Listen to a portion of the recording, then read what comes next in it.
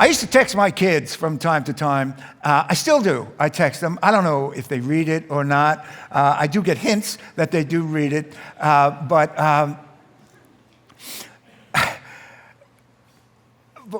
I texted them one time, your life can be an example or a warning, and it depends on the choices you make and the voices you listen to. Now, weeks later, my son Jonathan was talking to me, and he said, hey, I just want you to know I don't want my life to be a warning. I had forgotten the message that I had sent out. I said, what are you talking about? There's a warning right there. I don't remember things I say. Well, Becky said to me one day, what was that you said the other day? I was like, I don't know what I said. It must have been brilliant, but I need someone behind me writing everything I say, a scribe. I'd forgotten that I had sent that text because I sent so many of them. And he said, I want my life to be an example, not a warning. Solomon says it over and over again. Heed my word. Follow wisdom. Don't grow weary sharing your wisdom with your children. Don't. They hear it. Things my mom said to me as a kid and a teenager still guide my life. Still, even though I wasn't listening then. You know, I'd be going out with my friends. We'd all have long hair. We were up to no good. We weren't going out to do great things, acts of mercy. And my mother would say, listen, the piper always gets paid. And my friends were like, well, what does that mean? Well, I don't know. She'd say, good Lord willing, the creek don't rise. And then she'd say, Terence, protect your name. Your good name. Because a good name is hard to establish. But a bad name is easy to get. Make wisdom the apple of your eye, Solomon says. Write it on the tablets of your heart. Do not grow weary of bringing wisdom to your children.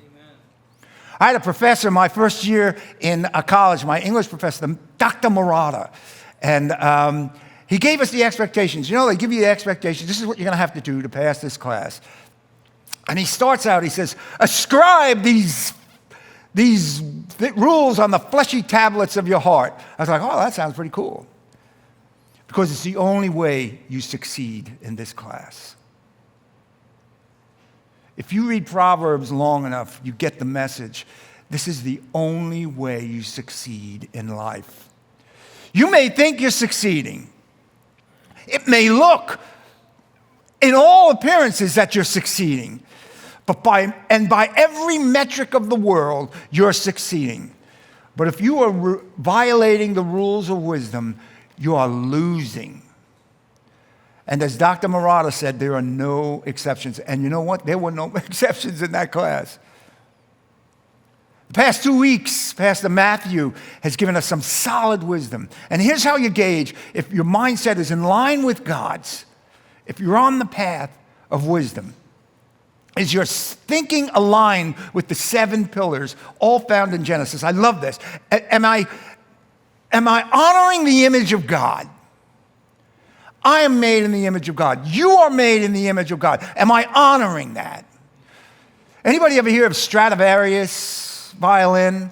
Antonio Stradivari. He made violins in the 1700s. He made these violins. They still have some. They are great, but they're not made to hammer nails. You're not made to live like an animal. The second is the inception of life. Does this violate God's value of our lives? The identity of sexuality, the institution of marriage and family. Am I staying within that? The integrity of morals, the instruction of governance, and Israel and God's plan. Is our worldview in line with these 7 pillars? It's our filter.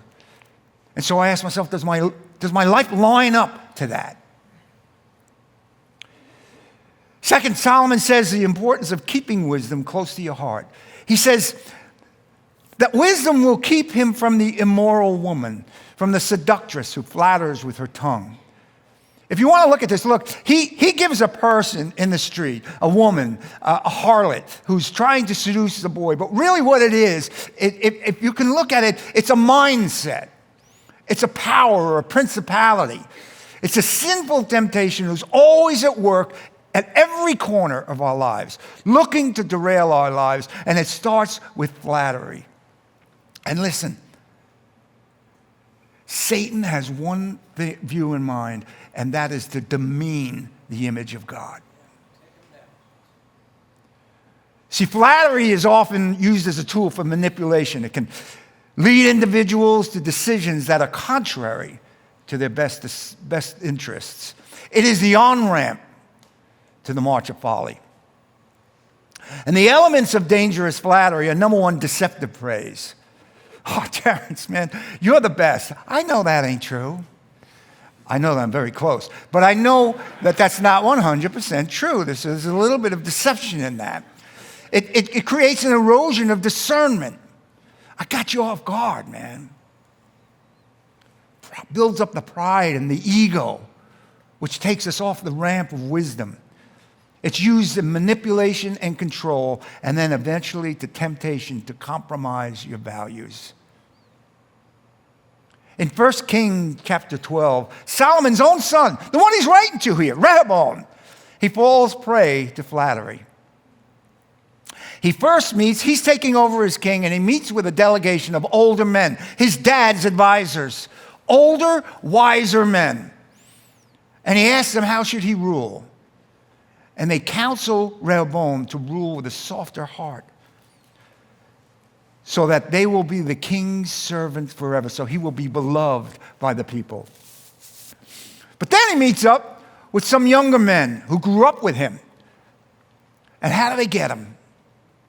They flatter him. And they tell him what he wants to hear. Hey, man, you're a great ruler. Hey, man, you're the guy. You're the king, man. Rule with an iron fist. He listens to the younger flattering group. And so this is his message to Israel. My father made your yoke heavy, but I will add to your yoke. My father disciplined you with whips, but I'm going to discipline you with scorpions. That's 1 Kings chapter 12. That leads to catastrophe. He forces the split of the nation of Israel, causes chaos upon the land, war, and exile. Beware of flattery. Keep wisdom close to your heart. Religious leaders try to trap Jesus. Hey, we know that you're the wise teacher. We know that you know everything. And they try to trap him into saying something he doesn't want to say. But he knows their hearts. He sees the trap. Wisdom will protect us against temptation. Barbara Tuchman, in her book, The March of Folly. It's a great book. You ever get a chance? What a great book. He examines the blunders of organizations and governments throughout history when they follow and persist in decisions that are contrary to the best interests of their constituents and their own safety. And it leads to catastrophic outcomes. Even when they see it, they persist.